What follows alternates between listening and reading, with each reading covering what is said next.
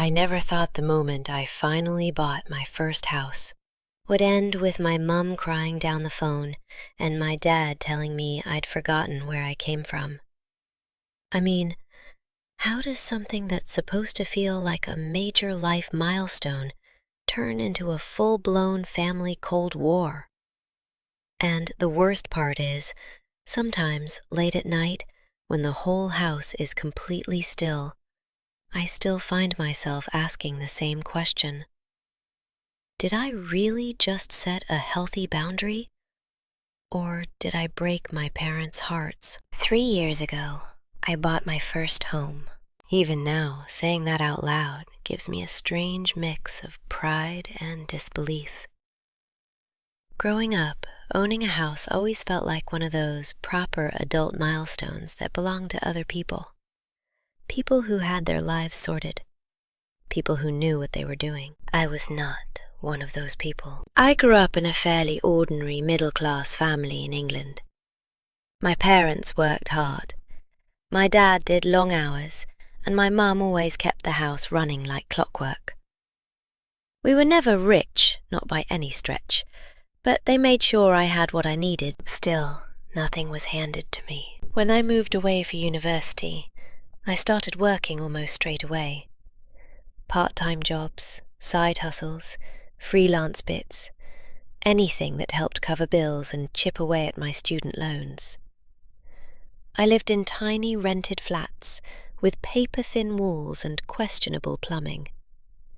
I remember one place where the boiler sounded like a dying robot every time it kicked in. Even so, I kept saving. Year after year, payslip after payslip, slowly building towards something that had seemed almost impossible at the beginning. So when I finally signed the paperwork for my house, it felt surreal. I remember the exact moment. The estate agent slid the final document across the table, smiling like she'd seen that same scene 100 times before. "Congratulations," she said. My hand was actually shaking a bit when I signed my name. When I walked into the house for the first time as the owner, the place smelled faintly of fresh paint and old timber. The floorboards creaked slightly under my feet, and sunlight poured through the living room windows. It wasn't a mansion, not even remotely, but it was mine. I stood in the middle of the empty living room for a long time, just listening to the quiet. That kind of quiet that only belongs to a place where no one else has lived your story yet. That day, I rang my parents. My mum answered almost immediately. "You bought it?" she asked, already sounding excited. "I bought it," I said. My dad came on the phone a few seconds later and said something I'll never forget. "That's a big achievement," he told me. "Not everyone gets there." And honestly, hearing that from him meant everything. At the time, I thought that moment would mark the start of a new chapter in our relationship. The kind where your parents stop seeing you as a child and start seeing you as an adult. For a while, that was exactly what it felt like. My parents live in another city about 3 hours away, so when they first came to see the house, it felt special. The first time they arrived, my mum walked through every room as if she were inspecting a museum. "Oh, wow," she kept saying. "Look at this kitchen." My dad checked the garden, the roof line, the garage door, basically every structural detail, as though he were quietly assessing all my life choices. But in the end, he nodded approvingly. "Good house," he said. We had dinner together that night. I cooked for them, and my mom kept commenting on how grown up everything felt. The furniture, the decorations, even the way I'd stocked the cupboards. They stayed for the weekend, and honestly, it was nice. It felt like I was showing them the life I had built. But then, something started to change. At first, it was subtle. A few months later, my mum rang again. "We're thinking of coming over this weekend," she said. Of course I said yes. Why wouldn't I? They came. Stayed 2 nights and left Sunday afternoon. No problem. Then it happened again a couple of weeks later. Another weekend visit, then another, and another. At first I told myself it was normal. Maybe they were just excited about my house. Maybe they were proud. But slowly, the visits started getting longer. Instead of leaving Sunday afternoon, they'd leave Monday morning, then Monday afternoon, then Tuesday. My mum started bringing more things with her every time she visited. Extra clothes, food shopping. Once she even brought her favorite mug from home. And something about that moment lodged itself in my brain like a splinter. Because people don't bring their personal mug somewhere unless they plan to stay. Still, I kept telling myself I was overthinking it. After all, they were my parents. Then came the shift that really started bothering me, the way they announced their visits. It stopped sounding like a question. Instead of asking if they could come, my mum would say things like, "We'll pop over this weekend," or "We'll stay at yours next week," like it was already decided. And technically, I suppose I could have said something sooner. But here's the thing. I work from home. My job requires long hours of concentration. Calls, deadlines, writing, meetings. When I'm working, I need quiet. I need routine. Having people in the house all day changes that, even when those people are your parents. My mum likes to talk a lot, and my dad watches telly loudly. So imagine trying to focus on a work call while hearing the commentary from some daytime cooking program and random conversations happening 5 feet away. At first, I tried to adapt. I shut my office door. I used headphones. I shifted my schedule around. But the longer they stayed, the harder it became. And then last week, everything finally boiled over. My mom rang me on Tuesday afternoon. Her tone sounded cheerful and casual, like she was discussing what to buy at Tesco for the weekend. "We're thinking of coming over for a little change of scenery," she said. "Okay," I replied cautiously, "and maybe staying about 2 weeks. 2 weeks. I remember staring at the wall in front of my desk while she said it. 2 weeks.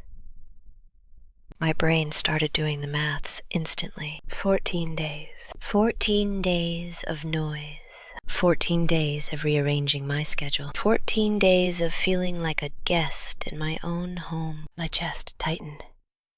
And for the first time since buying the house, something inside me snapped. I stayed quiet on the phone for a few seconds after my mum said they were planning to stay for 2 weeks. 2 weeks. The number kept echoing in my head like someone had dropped something heavy in a silent room.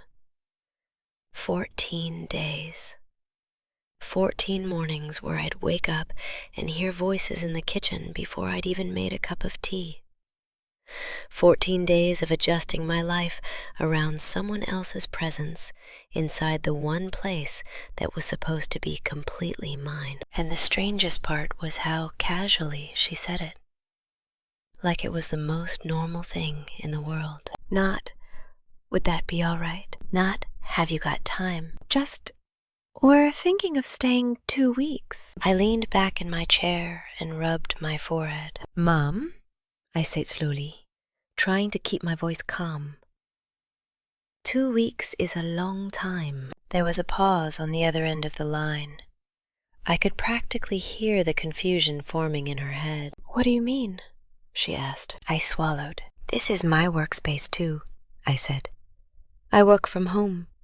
Having people here for that long makes it difficult to focus." Another pause. And then the tone of the conversation shifted. It's amazing how quickly warmth can vanish from someone's voice. "Well," my mum said, her voice suddenly a bit sharper, "we just wanted to spend time with you." "I know," I replied quickly, "and I appreciate that. But I need you to ask me before planning something like that." The silence on the phone stretched longer this time. Then she said something that made my stomach drop immediately. "So we need permission now?" Her words hit harder than I expected. "No," I said carefully, choosing each word like I was walking through a minefield. But it's my house.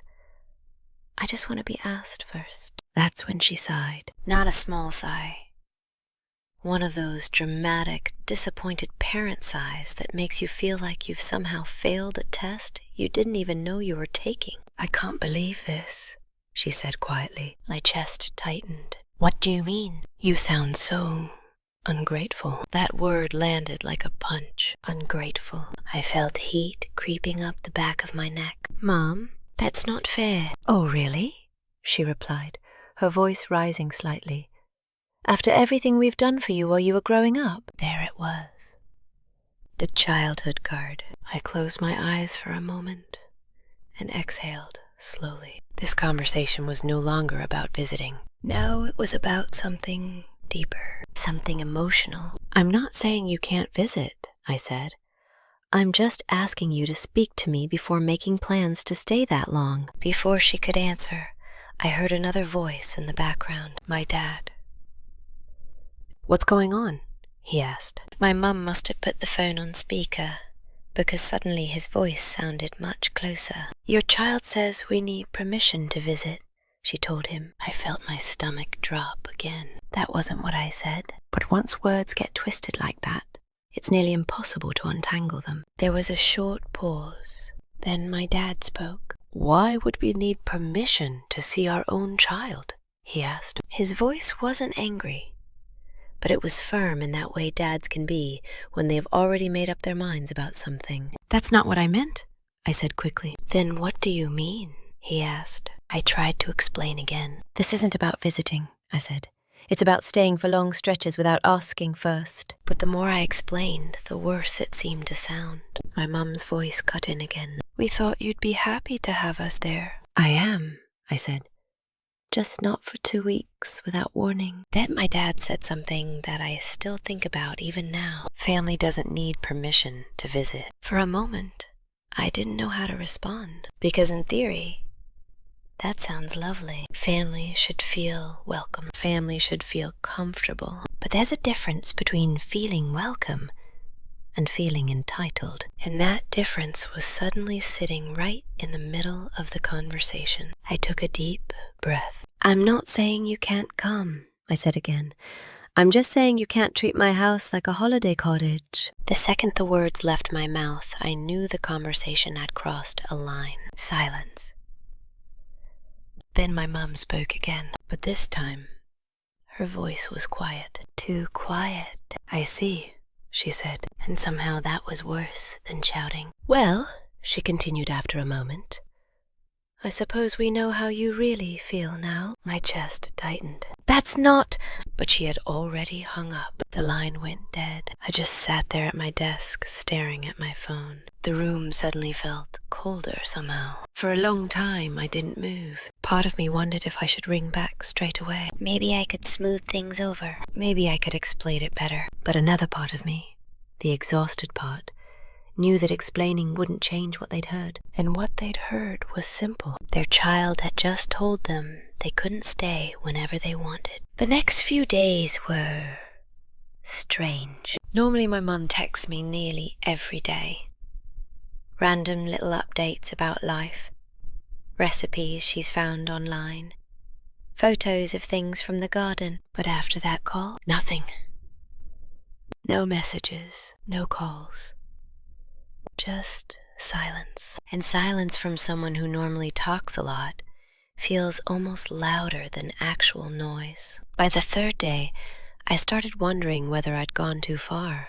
I kept replaying the conversation in my head. Maybe I sounded too harsh. Maybe I should have just said yes. Maybe I should have let them stay. But every time I imagined 2 full weeks of them living in my house again, that same tight feeling came back into my chest. This was supposed to be my space, my home. The place where I could finally breathe. Late Friday night, my phone finally buzzed. It was my dad. Just a short message. We're very disappointed in you. That was it. No explanation, no conversation, just that.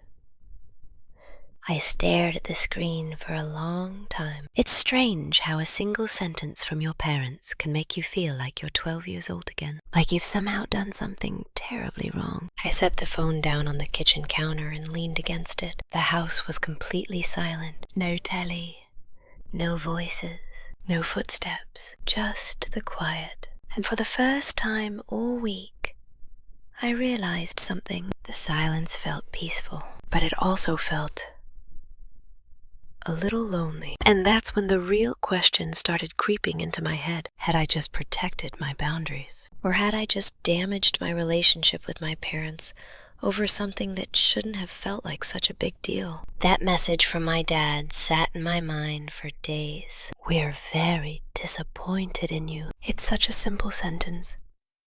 Only 5 words. But somehow it carried the emotional weight of 1,000 conversations we'd never had. Every time I walked through my house that weekend, I kept thinking about it. I'd make tea in the kitchen and imagine my mum standing at the counter, asking whether I'd had breakfast.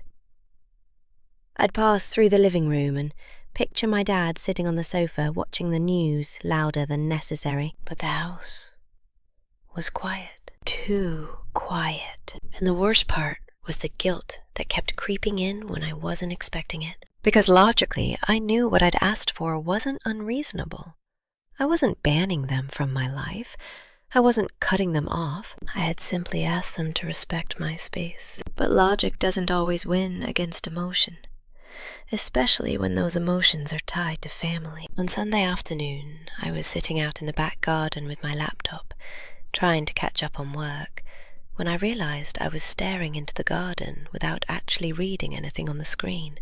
My brain was replaying childhood memories, family dinners, car journeys, the way my mum used to leave little notes in my lunchbox when I was younger, the way my dad turned up to every school event, even when he looked like he'd come straight from work. They had done a lot for me, and I knew that, which made the whole situation feel even heavier. But there was another memory that kept surfacing too, something that, I think, explained more about this situation than I realized at first. When I was 16, I had my first proper job at a small corner shop. Nothing glamorous. Stacking shelves, cleaning up spills, dragging baskets back into place. But I was proud of that pay packet. The first thing I bought with my own money was a small second-hand desk for my bedroom. I remember bringing it home and putting it together piece by piece, feeling like I'd built something important. Later that night, my dad came into my room, looked at the desk, and said something that stuck with me. Things you earn yourself feel different. He wasn't wrong, and that's exactly how this house felt. Different, not just because I owned it, but because I had worked for it. Late Monday afternoon, my phone rang. "Mum?" I stared at the screen for a moment before answering. "Hello?" There was a pause. Then she spoke. "You really hurt our feelings." No hello. No small talk. Just straight to the point. "I didn't mean to hurt you," I said quietly. "But you did," she replied. Her voice wasn't angry this time.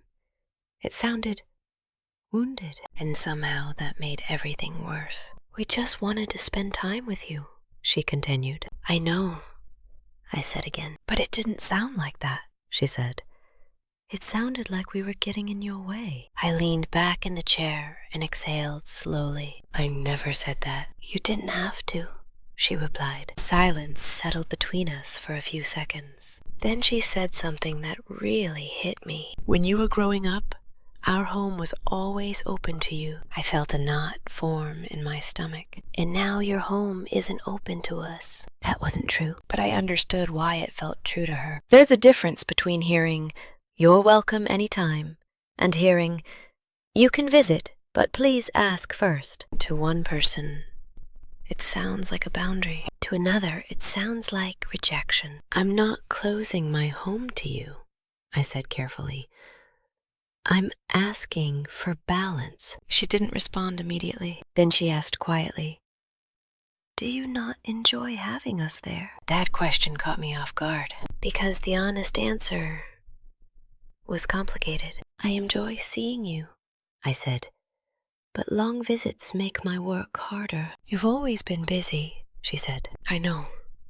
And we managed before. Something about that sentence irritated me more than I expected. Maybe because it implied that my work wasn't important enough to adjust plans for. Or maybe because it ignored the fact that this was my home now. Mom, I say gently, this house is also my workplace. Well, maybe you should come visit us more then, she said. That suggestion genuinely made me pause, because she had a point. Over the past few years, most of the visits had been then coming to me. Traveling was easier for them since they were retired. But still, maybe the balance had shifted without me fully noticing. We talked for a while longer after that. The conversation never turned into another fight, but it never fully softened either. By the time we hung up, nothing had really been resolved. A few days later, my dad rang, which was unusual. My dad isn't much of a phone person. Your mother's been upset, he said after a brief greeting. I know.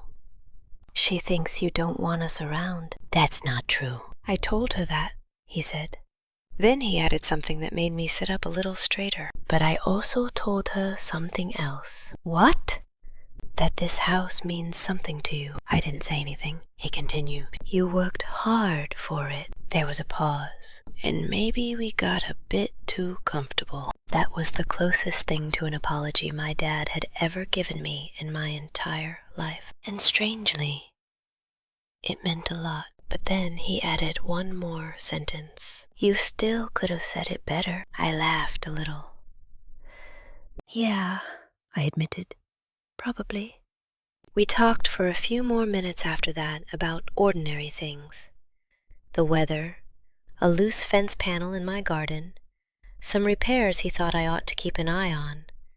Little bits of nothing that somehow felt important because they made things feel normal again. Before hanging up, he said something else. We'll still visit, I know. But we'll ask first. And for the first time in 2 weeks, the tightness in my chest eased. Now the house is quiet again. Sometimes my parents come for a weekend. Sometimes I go and visit them. The balance still isn't perfect, but it's better. And every now and then, I still think about that moment on the phone when everything nearly fell apart. I'm still trying to make sense of it all. What would you have done if you were in my shoes? Let me know in the comments. And if you want to hear more of my journey, make sure you subscribe.